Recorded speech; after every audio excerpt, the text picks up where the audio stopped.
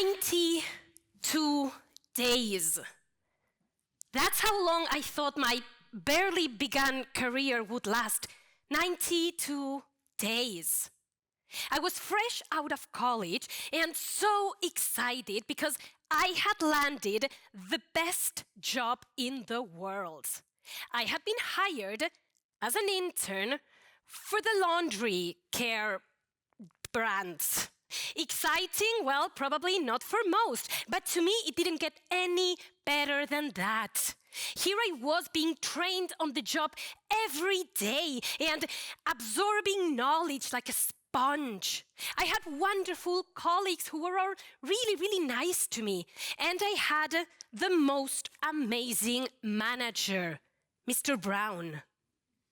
Mr. Brown didn't speak much, but when he did, everyone listened. He was always calm and confident. He had extremely high standards, and he coached his team like nobody else. And then one day, magic happened. Mr. Brown calls me to his office, and he tells me that I'm ready to take on my very own project. And I'm like, what? My very own project? I was so excited, I almost fainted. And let me clarify, the project itself was completely insignificant.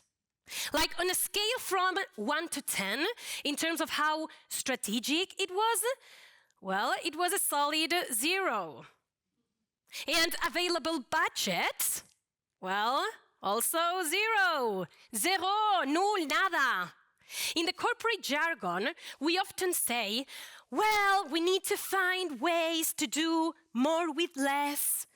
Well, in this case, it was about doing something out of nothing. But none of that mattered because I had been assigned my very own project, and so I got to work right away. Days and nights, weekdays and weekends on this very insignificant yet life-changing project. And at this point, you may be asking yourselves, okay, what's this famous project all about? Well, I basically had to come up with an annual plan for our two partners. Let's call them Company A and Company B. The only guidelines I had was that the two plans had to be different from each other, and they had to remain confidential, meaning none of the two companies could know what was the plan with the other one. After weeks of putting my heart and soul into this project, I show my two proposals to Mr. Brown, who looks at them and says, oh, wow, you really took this seriously? And then I answer, well, of course, it's my very first project. And he says, yeah, they're great. Go ahead, send them. And so I go to my desk and I write two wonderful, extraordinary, top-notch emails, one for Company A and one for Company B, and I read them over and over and over again, because at the time there was no ChatGPT to do proofreading, and once I'm sure that they are perfect, I hit send. And I sit back, and this massive sense of fulfillment invades me, and I start thinking that this is probably what people that do marathons feel like after they've been running for like 1,000 hours and they finally make it to the finish line. Or this is maybe how engineers at NASA feel after they have launched a rocket to the moon. And I'm lost in my thoughts about, well, reaching glory until all the phones start ringing, which was weird because we worked on laundry brands. We were not the popular kids in marketing. No one ever called us. And so there's a tiny, teeny, small detail that I haven't mentioned, which is that in both Company A and Company B, there was one employee called Enrique.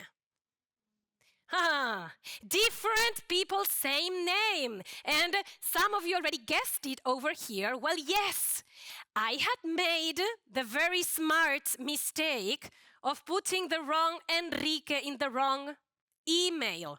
So that now Company A's Enrique was reading Company B's, not so confidential anymore, plan. And both companies had realized this immediately and were calling Mr. Brown non-stop. What also didn't stop were the tears falling from my eyes. It had been 92 days. And the only thought I had was, this is really sad because I really, really liked this job. And so I start babbling, I'm sorry, I'm so sorry. And grabbing my things because, of course, I'm getting fired. And then Mr. Brown, who has been silently watching me all along, calmly says, Melly, go have a tea and come back in 10 minutes. And so I go, and when I come back, he tells me, it's all taken care of. Next time, check who you're sending emails to. And now get back to work. And that's when I understood that leadership isn't about fancy techniques or sophisticated strategies. Sometimes it's just about sending someone for tea and protecting them when they need it. Fast forward, 1 year later, I must have done something right and not only rookie mistakes, since I was promoted and put in charge of a multi-million-dollar brand and my very own team. I was 23 years old at the time and completely clueless about what to do. But I told myself, you've got this, no stress. You learned from the best, just be like Mr. Brown, calm and unconditional. And that resolution didn't last at all. Because the unconditional parts, yes, sure, I can do that, great. But the calm parts, well, you've been listening to me speak for a couple of minutes now. You may have realized that I am not the most calm person in the room. On the contrary, I have very high levels of energy. And I do know that it doesn't go well with everyone. So in some cases, I tune it down a bit. But usually it's what people end up liking the most about me. And here I was, going into meetings like, hello, good morning. We will now have a look at the reports. And that's completely fine for some people, don't get me wrong. But to me, it didn't work. It didn't fit. This is actually the present that a person from my team gave me, because every morning in our daily catch-up, I scream, and I'm not lying here, my husband can tell, I scream, good morning, or happy Friday. That's me, right? And that's when I understood, trying to be like Mr. Brown and failing, that leadership isn't about copying someone else's style. It's about finding your own. And even though I am convinced that we should all have our leadership style, I have nevertheless realized that there are 3 principles that all great leaders share. And here I will clarify it. This is not a very fancy or revolutionary idea, so sorry, TED people, for letting you down. But I do think that it's a powerful one, because sometimes we tend to make simple things, like leadership should be, unnecessarily complicated. Or we even forget what should be quite obvious. You know, like Dory in Finding Nemo? Hi, I'm Dory. Hi, I'm Dory. Sometimes we really have short-term memory, right? So to help our Dory-like memory remember these 3 essential leadership principles, I've combined them into one single word, which is Aufenpashi kind. Yeah, I know what you're thinking. It's not memorable at all. And to me, it even sounds a bit like a spell from Harry Potter, right? Authenticated.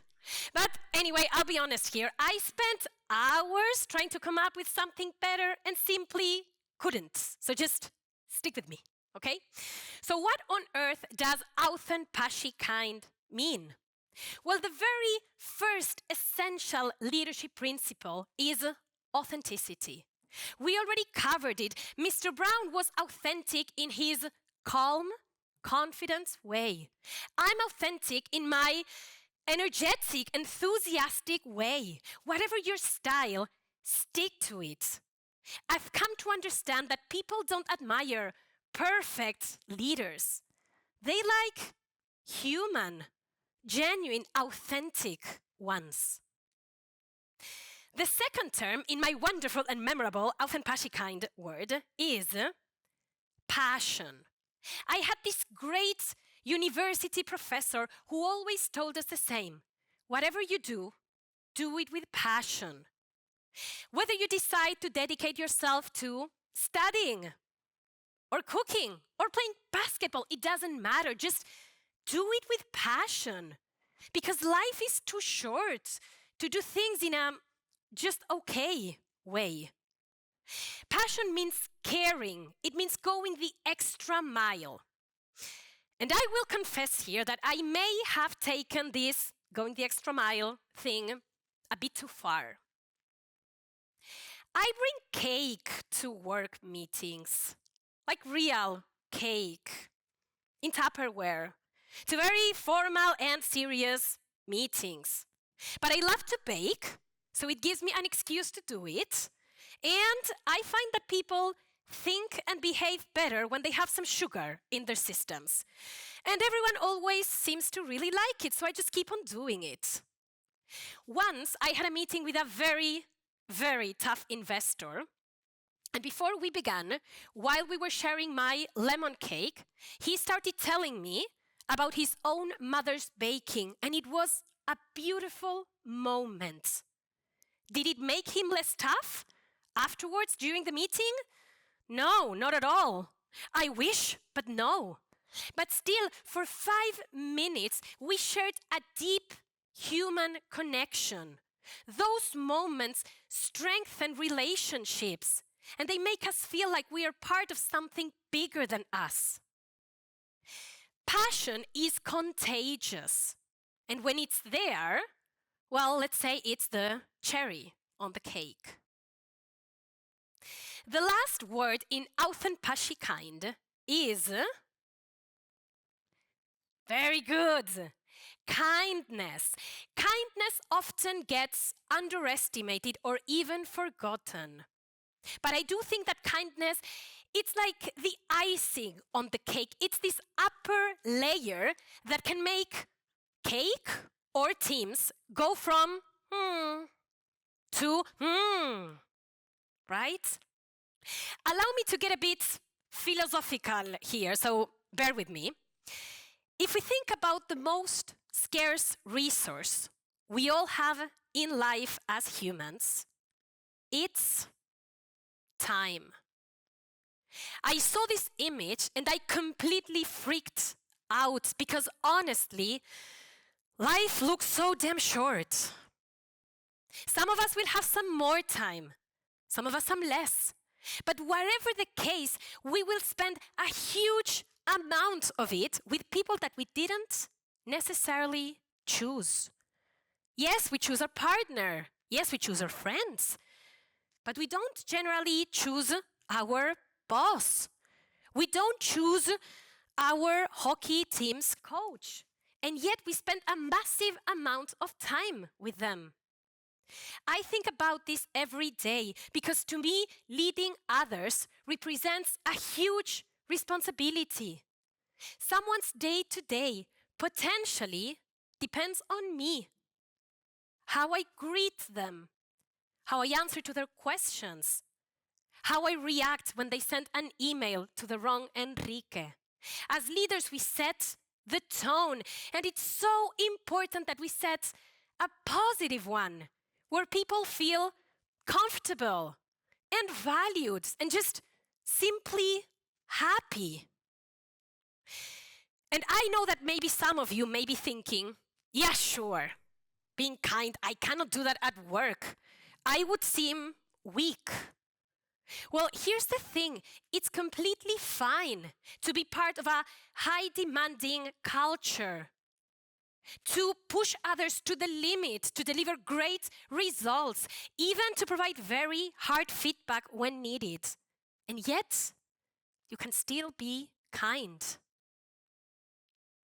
But if you're in an environment where people just treat each other poorly, well, maybe you can ask yourselves whether that's really the place where you want to dedicate your limited and valuable time. There is this quote that I really like that I thought was from Always, you know, the feminine hygiene brand. First I speak about laundry and now this. But apparently it was Robin Williams who said it. I don't know anymore. Anyway, it reads, "Everyone you meet is fighting a battle you know nothing about. Be kind, always." To finish, I would like to tell one short story of a non-authentic kind moment. Many years ago, I worked under a director who had, let's call them unpredictable mood swings. You know, like the weather in Luxembourg, that it goes from sun to rain, rain to sun over and over again? Well, his mood swings were a bit like that. One day I had a very important presentation. I had been working on a big initiative for weeks. And when he came into the room, I said, "Hello, how are you?" And he answered, "Yes, start." Yes, start. Not only is this a grammatically incorrect answer, but I immediately knew that the meeting was lost. It was a stormy day, and nothing good would come out of it. So let's be mindful of how we treat others, because even these very small actions can have a huge impact. I hope I was able to prove today that inspiring, engaging leadership is really not rocket science. But I firmly believe that when leading with authenticity, passion, and kindness, we can launch people, teams, and projects to the moon. Thank you so much. You've been a wonderful audience. And yes, I did bring cake, so feel free to grab a piece on your way out. Thank you.